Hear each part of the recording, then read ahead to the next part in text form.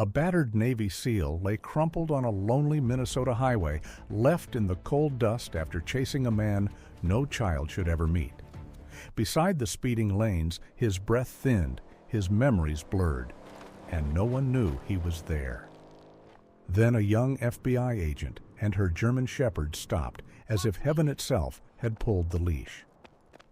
What the dog sensed next would uncover a buried chain of shame, silence, and souls waiting to be heard. If you believe God still sees the forgotten and sends help at the perfect hour, leave 'em in. The morning had opened like a clean page over White Hollow, Minnesota, bright and pale with early summer light. Pine trees stood in long green ranks beyond the highway, and somewhere past them the lake shone like a sheet of silver glass. Special Agent Clara Wren drove north with both hands steady on the wheel, the way she did most things in life, carefully, precisely, with the quiet discipline of someone who had learned long ago that calm was not a gift, but a choice. At 30, Clara had the kind of face people trusted before they knew why. She was tall and slim, with olive-toned skin, serious gray-green eyes, and dark brown hair pulled into a low knot at the nape of her neck. She dressed simply even off-duty, a pale blue button shirt under a dark field jacket, practical slacks, and boots that had seen enough gravel roads to lose their shine. There was nothing flashy about her. Even her beauty kept its distance. Years in federal service had shaped her into a woman who listened more than she spoke and noticed more than she ever admitted. She had just finished a coordination meeting with the regional federal office 2 counties south, the sort of meeting filled with folders, timelines, and careful language, and she had been thinking, not for the first time, that paperwork had a way of making sorrow sound neat. In the back seat sat Milo, her 5-year-old German shepherd, large and sable-coated, with a black saddle over his back and warm brown fur at his legs and chest. His ears stood upright even at rest, and his amber eyes carried that unnerving intelligence certain dogs seemed born with, as if they understood more about grief and loyalty than most people ever would. Milo was trained for field support and scent work, but Clara had long suspected that training explained only half of him. The rest came from temperament. He was patient, watchful, and gentle with the wounded, yet when danger brushed the air, something ancient and immediate woke inside him. Most mornings he rode quietly, chin near the window, taking in the world with calm dignity. That morning he was quiet until he was not. It happened in a breath. Milo rose so suddenly that his claws scraped the seat cover. A low sound rolled from his chest. Not a bark, not yet, but a warning pulled from instinct. Clara's eyes snapped to the rearview mirror. "What is it?" she asked, already easing off the gas. Milo leaned hard toward the passenger side window, ears sharpened, body tense, gaze fixed on the shoulder ahead. Clara followed the line of his attention and saw nothing at first except pale grass, a dented guardrail, and the shimmer of heat beginning to lift from the asphalt. Then she saw a shape half hidden in the weeds near the edge of the road. She pulled over fast but clean, hazard lights blinking against the bright day. Before the engine fully settled, Milo was at the door, waiting. Clara stepped out into air that smelled of warm pine sap, dust, and summer water far away. The sound of traffic rushed past in waves. The figure by the shoulder was a man, sprawled at an angle no sleeping person would choose. One arm twisted under him, one boot still partly on the gravel slope that led down to the embankment. His clothes were streaked with dirt. His jacket had been torn at the shoulder seam. Dust clung to dark stubble along his jaw and to the damp edges of his hair. He was broad through the chest and shoulders, even in collapse, the kind of man whose body still remembered hard training. Clara dropped to one knee beside him, professional instinct taking over. Pulse, there, breathing, shallow but steady. Head wound, surface impact, bleeding minimal now. Bruising at the cheekbone. Dirt packed into one palm as though he had clawed at the ground trying to hold on. Milo moved with careful urgency. Instead of crowding the stranger, he planted himself between the man and the nearest lane, body angled protectively, a silent wall of fur and muscle. Clara noticed the details then, the ones that made the whole scene wrong in a way she felt in her spine before she named it. This was not the clean scatter of a road accident.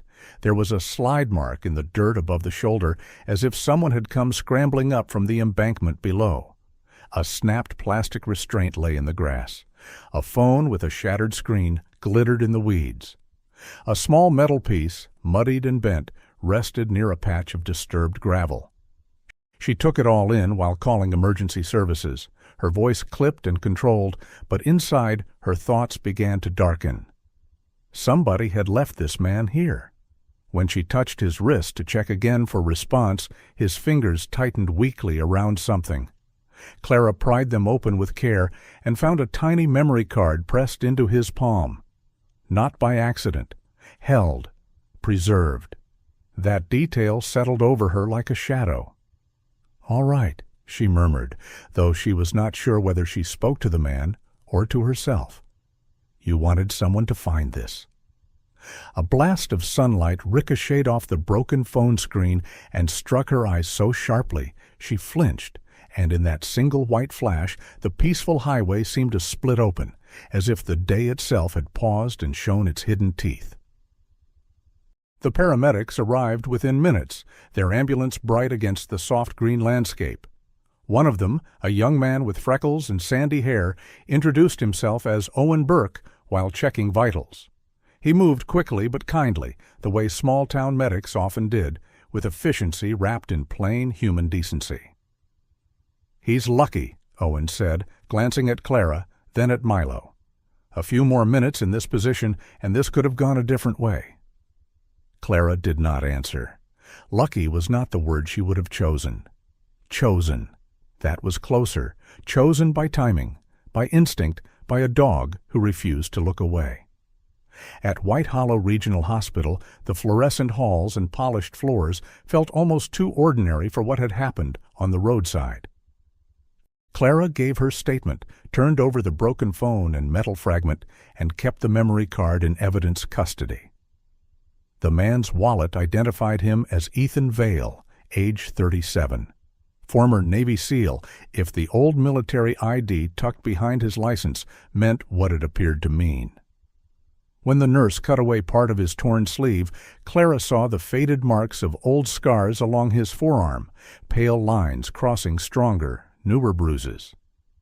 Ethan had the face of a man weathered by hard seasons, sharp cheekbones, a straight nose slightly bent from some long-ago break, dark hair cut short and practical, and a rough beard that had grown in unevenly over the last few days. Even unconscious, there was tension in him, as if some corner of his mind still expected pursuit. He stirred once while they were transferring him, his lips moving. Clara leaned closer. The words came out frayed and half lost. "Female witness. Don't let him get to her." Then he slipped back under. Clara stood outside the room later with a cup of burnt coffee cooling in her hand. She knew better than to trust fragments from a wounded stranger. People woke confused, people lied, people hid their own part in ugly things. But the roadside had spoken its own language, and she trusted scenes more than speeches. Milo sat at her knee, alert but composed, his great head occasionally turning toward Ethan's closed door. "You know something I don't," she said softly. Milo's ears flicked, and for a strange moment she felt less like an agent weighing evidence than a woman standing at the edge of a forest, listening for an answer older than reason. Near the front lobby, she stopped at the small hospital cafe and met Martha Bell, owner of the bakery across the street, a widow of 72 with silver hair pinned in a soft twist and cheeks still pink from an hour before dawn in front of warm ovens. Martha had the open face of someone who had spent a lifetime feeding people through grief, weather, and church suppers. She pressed a paper bag with 2 cinnamon rolls into Clara's hand before Clara could object. "For the dog, too, if he's earned it," Martha said, then glanced toward the hallway with the knowing gentleness older women sometimes carried like lanterns. Bad things do not always arrive with thunder, honey. Sometimes they wait for a bright day. By late afternoon, Ethan finally opened his eyes. They were blue-gray, dazed and ringed with pain, yet startlingly clear for a man just climbing back from darkness. Clara stepped closer, careful, measured. Milo rose at once, standing beside her. Ethan looked first at the dog, then at Clara, as if trying to decide which one had brought him back. His voice was rough, little more than a scrape. "I wasn't trying to take him alone," he said. He swallowed, eyes narrowing with effort. "I was following him. Needed to confirm who he was watching." Clara held his gaze, the memory card heavy in her pocket, the broken phone flashing again in her mind, the bright highway now feeling like the first page of something much larger than a roadside assault. She did not promise trust. She did not offer comfort she had not yet earned. But she stayed.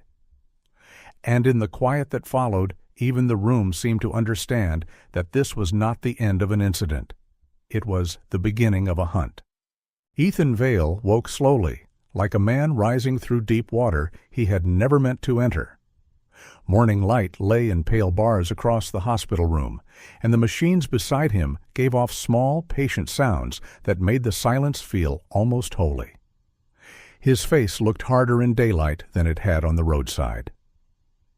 At 37, Ethan had the weathered strength of a man, shaped by discipline and old storms. His shoulders were broad, even under a thin hospital blanket, his jaw rough with dark stubble, his nose slightly bent from some long-ago training mishap or mission gone wrong, and his blue-gray eyes, when they finally opened fully, carried that distant watchfulness found in people who had spent too many years teaching themselves never to relax all the way. He did not look frightened. He looked annoyed at being injured, which told Clara more about him than fear would have. Clara stood by the window with a paper cup of coffee she had forgotten to drink. She had changed nothing about herself except to unbutton the top of her field jacket. Her dark hair was still pinned low, her expression still contained, but she had not gone home. That, too, said something. Milo sat near the door, upright and calm, his sable coat glowing warm at the edges where the sun touched it, his amber eyes moving from Ethan to Clara as if he were following the exchange before it began. Ethan tried to sit up and winced. "Don't," Clara said, crossing the room in 3 quick steps. Her voice was firm but not cold. "You've got a concussion, bruised ribs, and enough swelling in your shoulder to remind you not to play hero for at least a week." A faint shadow of humor moved through Ethan's face, then faded. "I wasn't playing hero." "Good," Clara said, "because heroes usually have worse judgment." He studied her for a moment, perhaps deciding whether she was mocking him. Then he let his head rest back against the pillow. "Special Agent Clara Wren," she said, showing her badge. "You were found on the shoulder of Highway 61. You had a broken phone nearby and a memory card in your hand. Before I decide how much of this becomes formal federal interest, you're going to tell me why somebody wanted you silent." Ethan closed his eyes briefly, not to avoid the question, but to steady himself beneath it. When he opened them again, he looked at Milo first. The dog did not move, but something in Ethan's face softened. "Her name is Naomi Heller," he said. "I wasn't after the man who hurt me. I was after the man who was watching her." Clara listened without interrupting. Ethan explained that he was not a licensed investigator and not attached to any task force. He had been contacted quietly through an old military connection by someone who believed a woman in Minnesota was finally preparing to speak about something that had happened when she was a child in Germany, back when families from American military circles came and went like weather fronts, leaving their secrets in different countries. Ethan had agreed only to verify whether the suspicious man near her neighborhood was real, whether he had a pattern, whether he belonged to something larger. "I was supposed to confirm, document, and pass it on," he said. "That was all." Clara noticed the shame beneath the words. He was telling the truth as far as he knew it, but the truth still embarrassed him because he had lost control of events. Men like Ethan did not forgive themselves easily for that. "Then what happened?" she asked. "He spotted me sooner than I expected. Cut through the service road by the highway. I followed too close." Ethan's mouth tightened. "The slope was muddy. My foot went out from under me. He got the advantage. I remember the hit, then gravel, then nothing." Clara believed that part at once. She had seen the embankment. Pride had not put him there. A single bad step had. Later that afternoon, Clara drove to the quiet end of White Hollow, where Naomi Heller lived in a modest pale gray house with flower boxes under the windows and a swing set in the backyard. The home had the careful neatness of someone building safety on purpose. Naomi opened the door only after checking through the side curtain twice. She was 33, slight and fair, with ash-blonde hair gathered into a loose knot, and a face that might once have seemed serene if not for the permanent vigilance in it. Her skin was pale from too many hours indoors, and her hands, even when folded, looked as though they were always bracing for impact. She wore a cream sweater despite the mild weather, as if warmth had become a private necessity. Naomi was married, Clara learned quickly, with 2 young sons at school and a husband who knew only that recent months had made her anxious. The old truth had never fully left her, but she had kept it locked away so long that speaking it now felt less like confession and more like breaking open a wall built inside her own chest. "I can't let this destroy my family," Naomi said, after Clara introduced herself and explained only the portion necessary. "If I tell everything, it won't stay small." Clara understood. Some griefs never remained in the room where they were first spoken. They moved through kitchens, marriages, children's bedtime routines. They touched everything. Milo had come in quietly behind Clara and now lay down near Naomi's chair without touching her, close enough to offer presence, far enough to leave choice intact. Naomi looked down at him, startled at first. He rested his head between his paws and watched her with grave, patient eyes. There was no demand in him, only steadiness. Naomi's voice trembled when she spoke again. "When I was little, people said he was dependable, kind, the sort of man who could be trusted around families." Her mouth tightened on the word trusted. "I thought maybe memory had exaggerated things, that maybe I was the one who had become strange." Clara did not move. "You are not strange," she said. Naomi swallowed, then went on in fragments that slowly turned into a story. There had been another child once, perhaps 2. Later, years later, she heard whispers that someone else had remembered more than she had. And ever since she began asking quiet questions, she had felt watched. A truck idling too long, a face in a parking lot that appeared twice in 1 week. A sense, impossible to prove, that her address had traveled farther than it should have. A spoon slipped from the kitchen counter and struck the tile with a bright metallic crack, and Naomi startled so hard her breath caught in her throat. For one suspended second, the whole room seemed to hear the sound, not as a household accident, but as an echo from some buried chamber of fear, before Milo lifted his head and the spell broke. Naomi pressed a hand to her chest, embarrassed by her own reaction. Clara felt a quiet ache move through her. She had worked cases long enough to know that terror did not always look dramatic. Sometimes it looked like a woman in a clean house flinching at a spoon. "You said there may have been others," Clara said gently. Naomi nodded. "I think so. I never knew names, only feelings. The way adults avoided certain conversations, the way some girls changed after sleepovers or visits." She looked at Milo again. "And now someone knows I'm close to talking." Clara left with more than a statement. She left with a burden Naomi had carried nearly 20 years and the dawning certainty that Ethan had stumbled into something real. Back at the hospital that evening, Clara sat in an empty consultation room with the tiny memory card and a department-issued reader. The file opened after 2 failed attempts. Grainy footage appeared on her laptop screen, likely pulled from a dash-mounted device or a concealed camera. The image shook, blurred, caught only pieces of the truth.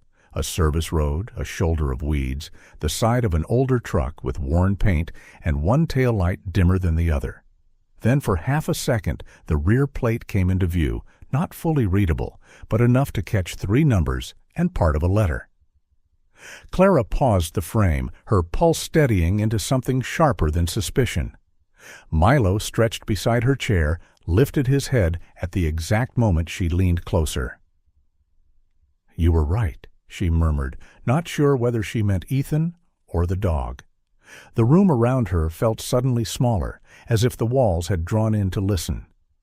Someone had not merely frightened Naomi Heller. Someone had taken active steps to keep a witness quiet.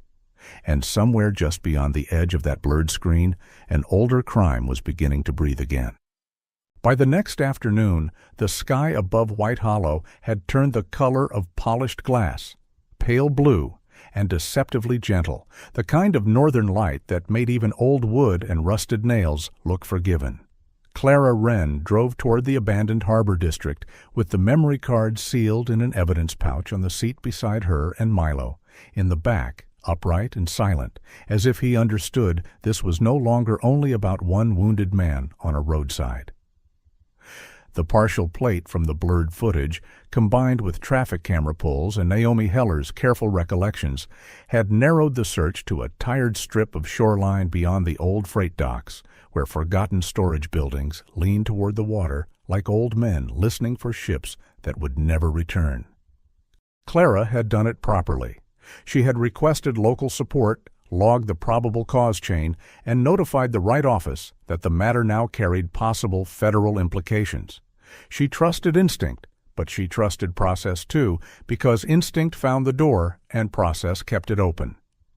The local officer meeting her there was Sergeant Daniel Pike, a broad-shouldered man in his early 40s with a square face, close-cropped sandy hair, and the weather-rough skin of someone who had spent more hours outdoors than behind a desk. He moved with the patience of a former farm boy and spoke in a low, steady tone that made people feel they were not being rushed, even when they were. Clara liked him almost at once for that. Men who needed to perform authority usually wore it loudly. Pike did not. He simply carried it. "Place has been empty off and on for years," he told her as they stepped over cracked pavement veined with grass. "Used now and then by contractors storing junk they mean to move and never do." He glanced at Milo with professional curiosity. "That your partner?" "On better days," Clara said. "Today he's my conscience." Pike gave a tired half-smile, the sort earned by people who had seen enough sorrow to respect any form of help. Ethan did not come. He was still under observation at the hospital, bruised and angry at the limits of his own body, but clearer now than Clara had first assumed he would be. Before she left, she had stood by his bed while Milo watched from the doorway and gone over the warehouse location. Ethan, pale beneath his stubble and stubbornness, had identified one of the routes on the harbor map as a likely access point. "If he uses the north side," he said, voice rough but steadier than yesterday, "he'll avoid the visible camera poles. He thinks ahead like that." Clara had studied him as he spoke. There was no dramatic hunger in him now, no reckless vow to finish what he had started. Only shame, discipline, and the bruised humility of a man forced to slow down by pain. "You were right about the service road," she had told him. Ethan looked almost surprised by that. "And you were right to wait for proof," he had answered. That was as close to trust as either of them knew how to say. The warehouse itself sat near the edge of the water, long and low, its siding warped by winters, its windows clouded by dust and salt. Inside, the air smelled of rope fibers, old fuel, wet wood, and the faint mineral chill rising off the lake. Clara let the scene settle around her before moving deeper. Empty shelving units lined the walls. Rusted hooks hung from beams overhead. Light entered in thin bands through gaps in the boards, striping the floor like faded bars. Milo lowered his nose at once, slow and methodical, the way he did when he was working rather than merely noticing. Clara watched him, not like a woman waiting for a miracle, but like an agent reading another instrument on a shared task. Milo circled one corner, paused, then moved toward the center aisle, where several loose planks darkened the floor. He did not bark. He stood over the place, tail still, ears forward, then pawed once with deliberate restraint. Pike crouched nearby while Clara examined the boards. One section sat a fraction cleaner than the others, as if handled more recently. "Temporary lift point," she murmured. With gloves on, she and Pike eased the planks back and found a weatherproof storage box tucked beneath. The sight of it sent a cold stillness through Clara. Not because it was dramatic, but because it was organized. Inside were photocopied address sheets, handwritten movement notes, grainy long-lens photographs of women walking from cars to porches or carrying groceries, and 3 names marked with red ink. No ancient conspiracy lay waiting here, no theatrical vault of evil preserved for decades. This was worse in its own smaller, uglier way. It was current, practical, a staging point. Somebody had been collecting, sorting, and preparing to move or destroy these materials now. One of the names made Clara's pulse hitch. It matched the surname Ethan had given her that morning, the woman who had once reached out and then gone silent before she could be found again. The attack on Ethan had not been random. He had brushed against the hands, still trying to keep old fear alive. Clara stood very still, the file sheets whispering beneath her gloves, and saw the shape of it more clearly. The original predator might belong to the past, but the machinery of intimidation had not stayed buried with the years. A small number of loyal ghosts were still at work, tracing lives, preserving leverage, frightening women back into silence. "This isn't a permanent archive," Pike said, reading the room well. "No?" Clara replied. "It's a transfer station. Somebody gathered what mattered and meant to move it." Pike nodded once, grave now. "Then we got here before they finished." Somewhere above them, a loose sheet of corrugated metal slammed against the roofline with a sharp thunder of sound, and in that single crack of noise, Milo jerked toward the far wall, light flashing across his coat, as though the whole warehouse had inhaled at once and held its breath. He crossed the room in 3 swift steps and stopped by a collapsed shelf. Beneath it, partly hidden in grime, lay a small child's bracelet, cheap plastic beads faded from pink to pale rose. Milo picked it up carefully and carried it back to Clara, placing it against the toe of her boot with a softness that struck her harder than any shout could have. For a moment she could not speak. It was probably old, maybe dropped by chance, maybe not directly tied to any single crime, but the thing itself hardly mattered. It was the scale of it, the reminder that all this paper, all this pursuit, all this fear had once begun in the life of a child. Clara bent and touched the top of Milo's head. "I know," she whispered. Pike looked away politely, giving the moment its dignity. That evening, before filing the initial inventory, Clara stopped at Martha Bell's bakery across from the hospital. Martha stood behind the counter in a flour-dusted apron, silver hair pinned back, blue eyes still bright despite the years. She had the sturdy kindness of women who had learned to survive loss by feeding others through it. When Clara mentioned the long idling vehicle near the church Naomi attended, Martha's expression sharpened. "Old faded truck," she said, wiping her hands on the apron. "Sat too long more than once. Thought maybe some fool was fishing where there's no fish." It matched the tone of the footage from the card more than Clara liked. Martha reached under the counter and handed over a small bakery box. "For the man at the hospital," and maybe for the dog, if he keeps saving everybody. Night had settled fully by the time Clara returned to the hospital. Ethan was awake, propped against his pillow, the hollows beneath his eyes darker, but his mind clearer. Milo took his usual place near the door, though when Ethan shifted, the dog's gaze followed him, as if some quiet guardianship had already been agreed upon. Clara told Ethan what they had found. He listened without interrupting, jaw tightening only once when she read the marked names aloud. "You still think I chased a shadow?" he asked. "No," Clara said. "I think you stumbled into a working machine." The words hung between them for a beat, neither comforting nor cruel, only true. Ethan let out a breath that sounded almost like grief. Then Naomi was right. It never really ended. Clara was about to answer when her phone rang. The call came from dispatch through Pike's line, voice urgent and clipped. Deputy Lena Morales had been seriously attacked during an evening traffic stop on a county road near the Old Harbor route. Clara knew the name.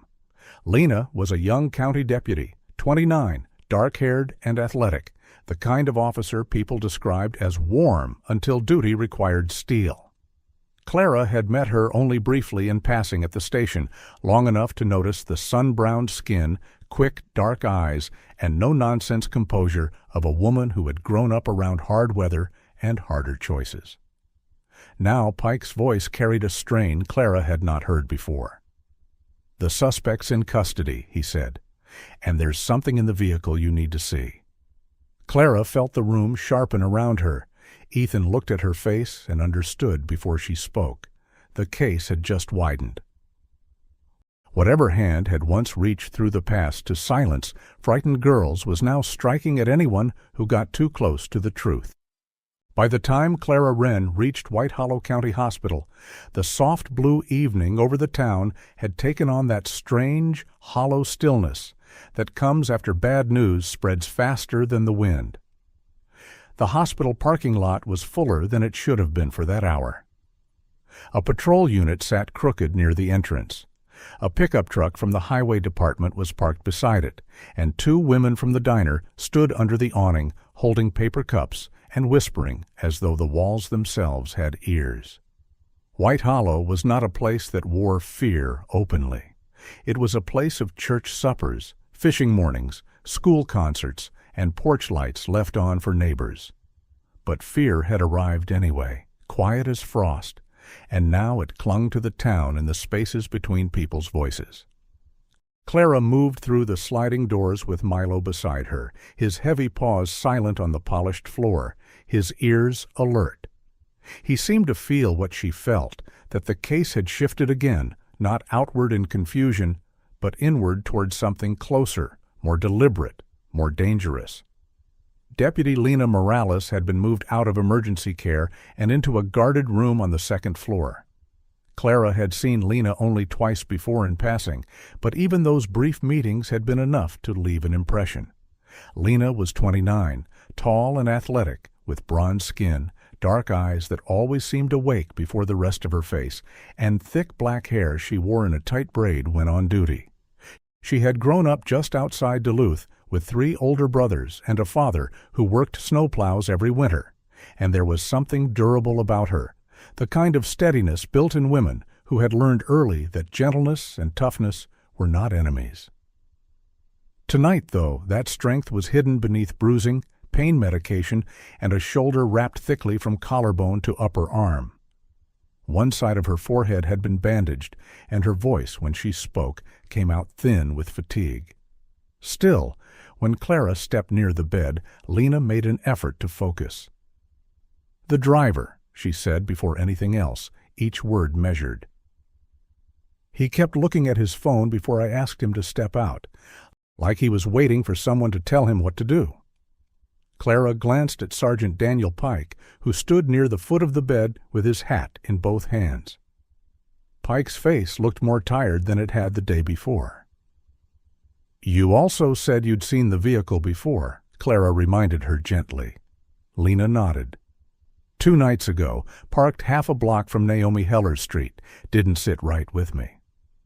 That one sentence closed a gap Clara had been trying not to jump across too fast. The driver had not been simply nervous. He had been involved. Not the center of the web, perhaps, but one of the strands. Pike handed Clara a preliminary evidence sheet from the traffic stop, industrial tape, a marked harbor map, a folded scrap of paper with symbols matching the notations found in the warehouse box, and a brown canvas jacket recovered from the back seat, dusted faintly with the same pale dirt and roadside grit Clara had seen clinging to Ethan's torn sleeve. Milo, seated beside her, lifted his head as the evidence bag was unsealed for observation. Clara brought the jacket near enough for him to scent it without touching. He inhaled once, then again, and gave the smallest shift forward, the signal she had learned to trust. Not uncertainty. Recognition. The same man, or the same immediate circle. Clara felt the truth settle deeper into her bones. The roadside attack, the hidden files, Naomi's fear, and now this assault on a deputy in uniform were not separate stones scattered on the path. They were milestones on the same road. Outside Lena's room, her younger sister Marisol Morales waited in a molded plastic chair with both hands wrapped around a paper cup gone cold. Marisol was 24, shorter than Lena, but built from the same family line. Strong, dark brows, expressive brown eyes, and a kind mouth that kept trying not to tremble. She worked at the elementary school as a classroom aide, Pike quietly explained, and had driven over so fast after the call that she had forgotten her coat. Marisol stood when Clara approached and thanked her with the grave politeness of someone frightened enough to become formal. "She always said the badge wasn't about power," Marisol said, glancing toward the hospital room door. "She said it meant showing up when other people wanted to step back." Clara carried those words with her down the corridor. They sounded like Lena. They also sounded like the sort of sentence that left scars on families. As Clara pushed open the stairwell door, a crash of metal echoed upward from the lower landing, someone dropping a rolling supply cart, and the sharp burst of sound tore through the quiet so suddenly that Milo stopped dead, muscles taut, while Clara's hand flew instinctively to the rail.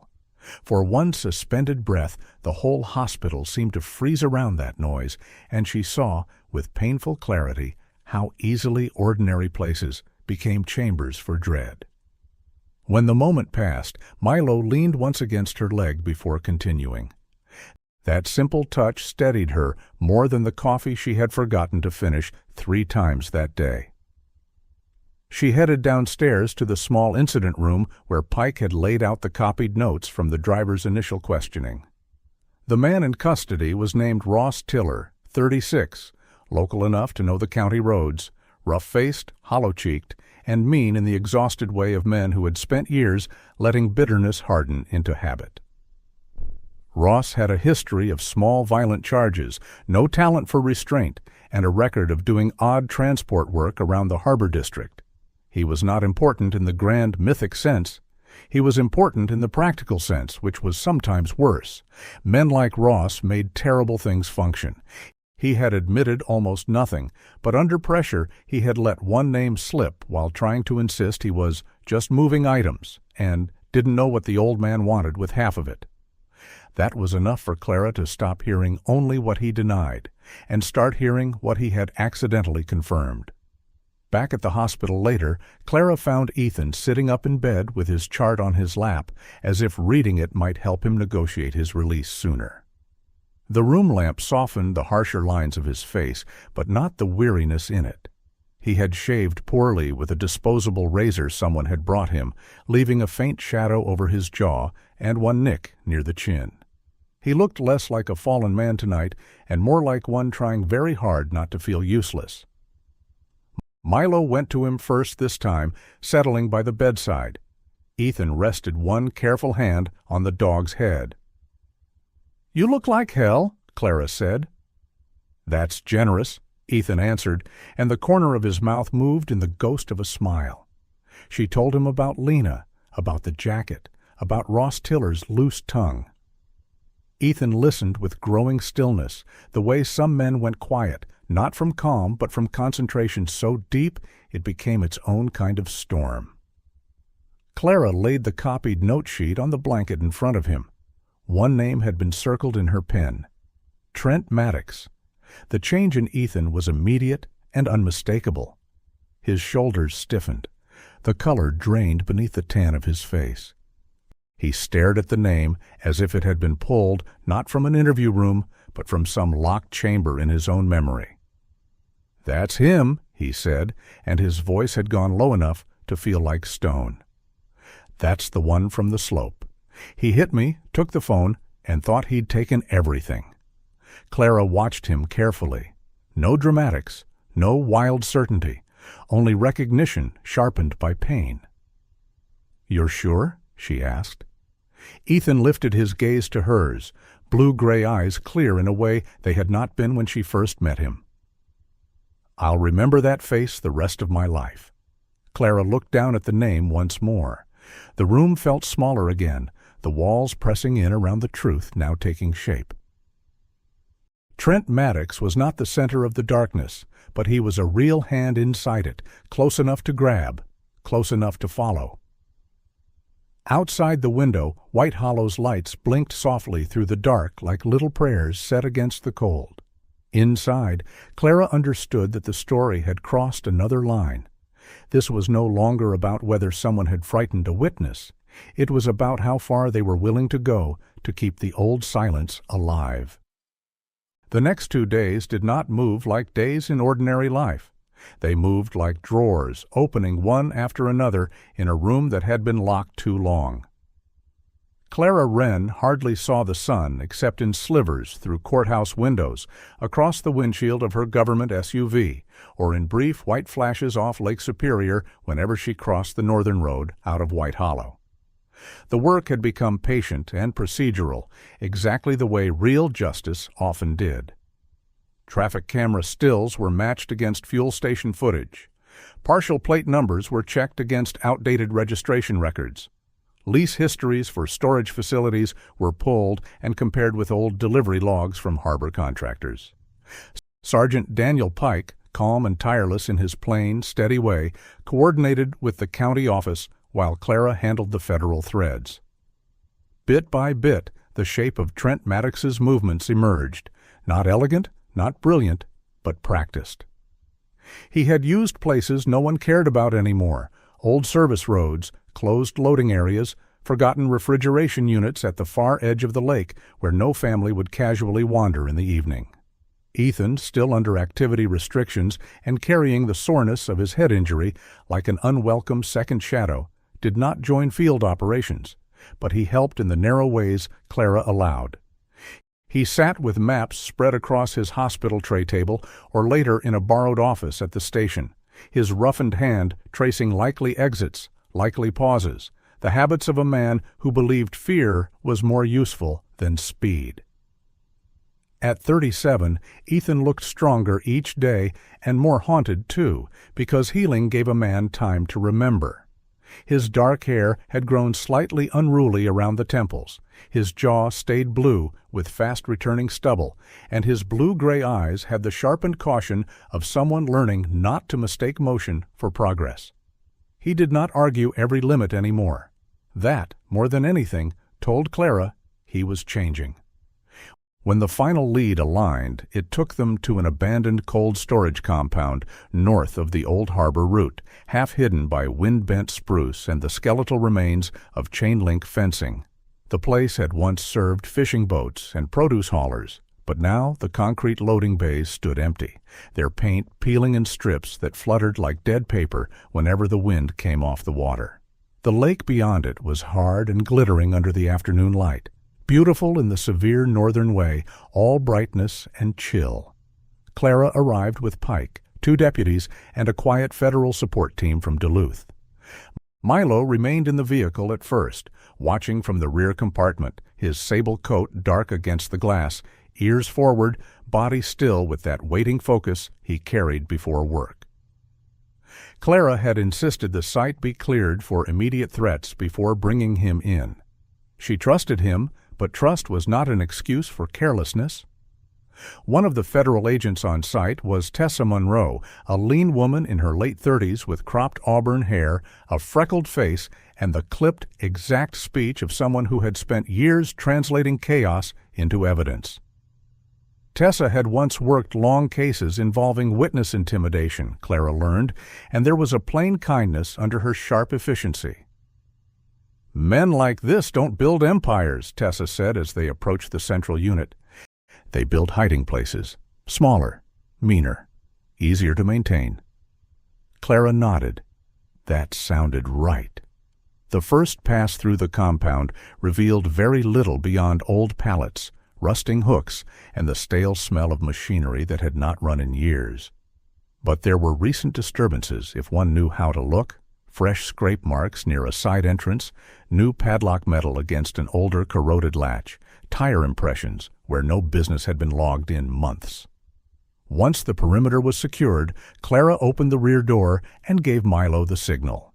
He stepped down at once, powerful and controlled, his black saddle coat gleaming faintly under the washed-out light. At 5 years old, he was in his prime, large but balanced, built less like a pet than like a guardian, cut from the same old story as wolves and shepherds. He lowered his nose and moved across the loading platform in calm, purposeful sweeps. The deputies gave him room instinctively. Even people who did not know dogs knew when they were watching something honorable at work. Inside the main corridor of the cold storage wing, the air changed. It held the mineral bite of old ice, the dusty smell of insulation, and underneath it, something warmer, thinner, wrong. Human breath, human fear.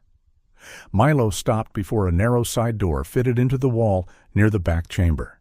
It had been secured from the outside. He did not bark, but turned his head slightly toward Clara and then back to the door, the signal so clear it needed no explanation.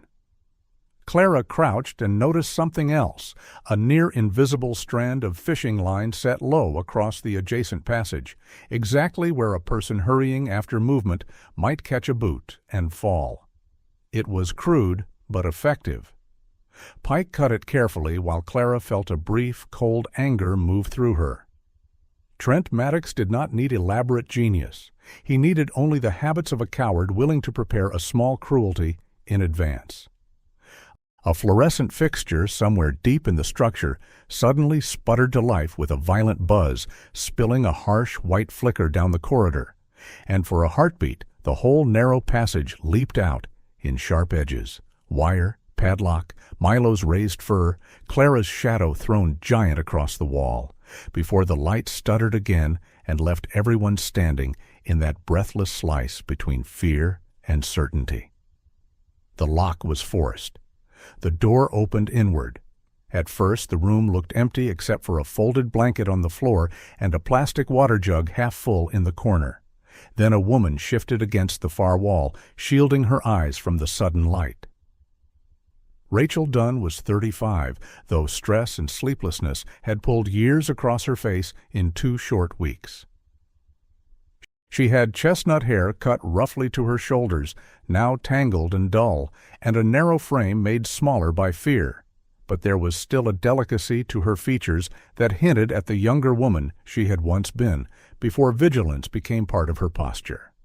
Her skin had the faded pallor of someone kept away from daylight, and her voice, when it came, cracked with disbelief more than weakness. "You actually came." Clara knelt a few feet away, careful not to crowd her, and introduced herself.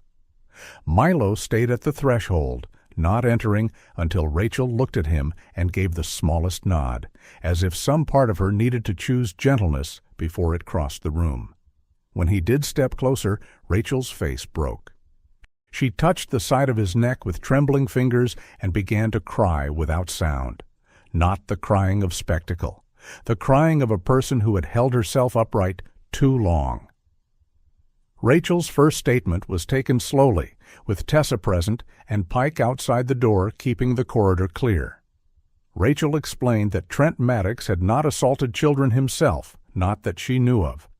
He was the man used afterward, the one who appeared in adulthood like a shadow, sent back by the past. He watched, he followed, he carried files, messages, reminders. And behind him, she said, there was someone older, someone who had once helped smooth over questions years ago when the original harm might still have been exposed. He always said he was protecting families from scandal, Rachel whispered. But he was protecting himself and the man he served. The distinction mattered to Clara. Predators were not only those who committed the first evil. Sometimes they were also the ones who built silence around it and called that silence mercy. Outside the unit, movement flashed near the outer fence line. One of the deputies shouted. Ethan, who had been allowed to wait at the command post vehicle well back from the entry, saw the figure break from behind a loading shed and recognized the gate before the face. For one dangerous second, instinct overtook recovery. He lunged forward, forgetting his own promise, forgetting Clara's orders, forgetting the hard lesson of the muddy slope. Milo wheeled instantly, planted himself across Ethan's path, and gave a deep, warning bark that stopped him like a hand against the chest. By the time Ethan steadied, the tactical team had already moved. The fleeing figure vanished beyond the tree line, but the mistake did not happen twice. Ethan stood breathing hard, staring down at Milo, shame and gratitude crossing his face together. "All right," he murmured, voice hoarse. "All right." When Clara came out and saw them both, she understood at once what had nearly happened and what had prevented it. She said nothing for a moment. Then she put one hand on Ethan's arm and one on Milo's shoulder, and the silence between the three of them held more truth than a speech could have carried. That evening, back in White Hollow, the circles of care widened, even as the case narrowed. Naomi Heller, still fragile but steadier now, came to the hospital to sit beside Deputy Lena Morales for half an hour. Two women marked by very different kinds of harm held a conversation so quiet it almost disappeared into the room. And yet, when Naomi left, Lena looked less alone. Martha Bell arrived at the station with a box of raisin bread and an old letter she had kept for years, thinking it was only a forgotten kindness. It had been handed to her by a nervous young woman long ago and never reclaimed. Tucked inside were a date, a place, and one surname that locked another point on Clara's timeline into place with the firm click of a final gear. Between Rachel's testimony, the recovered storage records, and Martha's letter, the pattern stopped being a theory. It became a prosecutable design. Clara stood over the evidence board late that night, while Milo lay at her feet, and Ethan sat across the room, weary but present, no longer trying to outrun procedure. She turned toward him when the last document was entered. He looked older in the lamplight, but gentler too, as though pain had sanded something sharp away. "We can move for warrants," Clara said quietly. Ethan held her gaze and nodded. "This time," he said, "I'm not running ahead. I go with you the right way." And for the first time since she found him by the highway, Clara believed him completely. The arrests began before sunrise, when the sky over White Hollow was still the color of ash and pearl, and the lake lay silent like a held breath. Clara Wren stood beside an unmarked SUV in a windbreaker and dark slacks, her hair pinned back as neatly as always, her posture straight with that familiar quiet control that had carried her through interviews, paperwork, grief, and danger alike. At 30, she still looked younger from a distance than she felt on mornings like this. Her face was fine-boned and serious, her gray-green eyes sharp even after too little sleep. But there was something softer in her now, some inner edge rounded by the people she had refused to leave behind. Milo sat at her side, large and steady, sable coat dark in the early light, ears upright, amber eyes moving across the small coordinated team with the gravity of an old soul in a dog's body. The warrants had been signed only hours earlier. Trent Maddox would be taken at a rented cabin west of town. A separate team would move on a small record site hidden behind a marine repair shop. And the man Rachel Dunn had described, the older man who had spent years helping old sins stay buried, would be taken from a lake cottage, registered under another name. Clara had read every page twice before dawn. She knew now that the original predator had been the center of the old harm, but she also knew that evil did not remain alive by itself. It survived because men like Trent carried it forward, moving fear from one decade into the next, like a box no one wanted to open. The operation moved with the hard, disciplined calm of people who understood that noise was not the same as strength. Sergeant Daniel Pike coordinated the county units with his usual steady plainness, his broad face unreadable except for the set of his jaw. Tessa Monroe handled the federal evidence chain, red hair tucked under a knit cap against the lake wind, her freckled face pale with focus.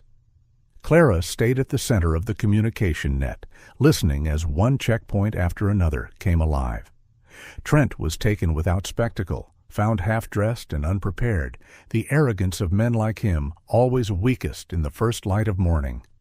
At the Marine Records site, agents recovered duplicate files, coded notes, and storage receipts tying the intimidation network to specific names and dates. At the cottage by the lake, the older man was found seated in a sunroom lined with books, as if good furniture and quiet views could wash a human life clean. His name was Walter Kessler, 68, silver-haired, narrow-faced, with a lawyer's careful hands and a voice so smooth it seemed almost designed to avoid guilt. He had once been a civilian facilitator in military family circles overseas, a man who called himself a protector of reputations. In truth, he had spent years sanding the rough edges off questions, persuading frightened families to remain quiet, and helping dangerous men drift just far enough away from consequence. When Clara saw the photograph from the arrest scene, she felt no triumph, only the cold, measured relief of seeing the shape of a long shadow at last pinned to the ground. By noon, White Hollow knew something had changed. No one knew every detail, but people knew enough. Patrol cars had moved before dawn. The county station had become a hive of motion. Church bells rang at noon, not for celebration exactly, but for something closer to release. Naomi Heller arrived under formal witness protection arrangements, pale but composed, her ash-blonde hair drawn back, her eyes no longer darting to every window before she spoke. Rachel Dunn gave a fuller statement that afternoon, her chestnut hair brushed and tied back now, her narrow shoulders still carrying the memory of the locked room but no longer bent entirely beneath it. Deputy Lena Morales, still wearing a sling, came into the station on her own 2 feet to review her final report. She looked tired, yes, and thinner around the face, but her dark eyes had not lost their living spark. She had become, without asking to, a visible reminder that the badge did not erase pain. It only asked people to stand inside it. Ethan Vale sat in a side office nearby, no longer in a hospital gown, dressed instead in a plain charcoal shirt and worn jeans, looking like himself again, and yet not quite the same man Clara had found by the highway. He still carried the broad frame, rough jaw, and blue-gray gaze of a former SEAL, but the restless edge in him had shifted. He spoke less from anger now and more from purpose. He was not the man who solved the case. He never had been. But he was the man who had seen enough to refuse silence, and that counted for more than he knew. Late that afternoon, as the final evidence was being boxed, a gull struck the station's outer window with a sudden white flash of wings and glass rattle, and for one breath every head turned toward the sound. Then the bird lifted again into the bright air, and the whole room seemed to exhale together, as if even the day itself was learning that not every collision ends in ruin. The last hidden piece came from Milo. At the old harbor, near a weathered section of dock that had not been fully searched because the tide had been too high earlier in the week, Milo stopped beside a rusted flotation barrel chained to a piling. He scratched once, then stood absolutely still. Pike's team opened the barrel and found a waterproof pouch inside. One more ledger page, one key card, and a flash drive containing contact logs that bound Walter Kessler's role to the others beyond dispute. Clara crouched beside Milo afterward and ran her hand along the thick fur at his neck. "You carried us farther than any map," she said softly. He leaned against her leg, calm as ever, as though he had only done what love asked of him. The weeks that followed did not turn into a fairy tale, because real healing never does. They turned into quieter things. Naomi began meeting with a trauma counselor and, for the first time in years, told her husband the whole truth. Rachel moved into a protected apartment and agreed to help connect investigators with 2 more women whose names had lived too long in whispers. Lena returned to light duty, then gradually to field work, her sling gone, her stride not yet fully easy, but proud all the same. White Hollow did not become a town of scandal. It became a town that had witnessed courage. Martha Bell's bakery stayed full. The diner kept its blue ribbon hanging by the register for 1 extra month. Children still rode bicycles by the lake. The town had not hidden the old crimes. It had simply been the place where the truth finally chose to land. That mattered to Clara more than she could easily explain. Ethan did not leave. That surprised almost everyone except Milo. Instead, Ethan stayed in White Hollow and began working with Pike, Martha, and a small church outreach board to help shape something practical. A support effort for veterans carrying invisible burdens and for adults whose old wounds had only recently found words. He did not speak grandly about redemption. He carried chairs, made phone calls, painted a meeting room, and showed up on time.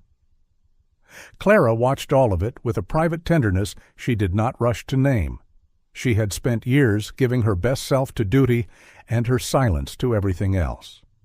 Now she found that silence changing. She let Ethan walk beside her after long days. She let him drink coffee at her kitchen table while Milo lay between them like a quiet witness. She let herself laugh more than once, which felt almost rebellious at first. Summer reached its fullness by the time the town held its lakeside festival. Strings of soft lights hung above the food stalls, music drifting over the water, children chasing one another across the grass while the sun lowered itself toward evening. Clara walked the wooden pier with Ethan beside her and Milo ranging a few steps ahead, tail relaxed, coat lit gold at the edges by the sinking light. The lake burned copper and blue beneath the sky. Ethan's face looked gentler in that hour, the old hardness still there, but no longer alone.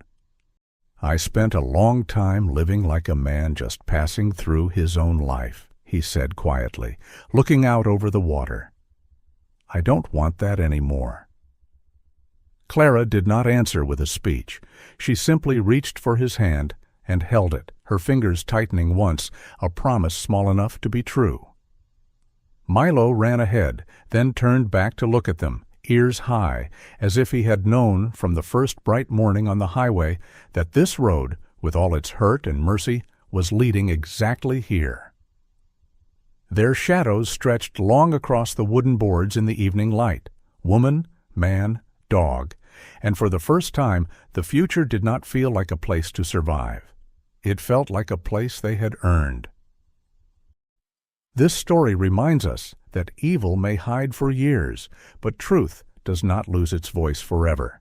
Sometimes justice comes slowly, like dawn over a quiet lake, but when brave hearts choose not to give up, light still finds its way into the darkest places. Clara chose duty with compassion. Ethan chose courage without letting pain rule him. Naomi and Rachel chose to speak after carrying silence for far too long. And through it all, Milo showed something beautiful that people often forget. Animals do not love us for status, success, or strength. They love with loyalty, purity, and a kind of wisdom that feels heaven-sent. There is a lesson here for everyday life. Many people around us are fighting battles we cannot see. A gentle word, a patient heart, a small act of protection, or the decision to truly listen may become the very thing that helps someone keep going. In the same way, the love we show animals matters. When we care for them, protect them, and treat them with kindness, we honor one of the purest gifts God placed in this world.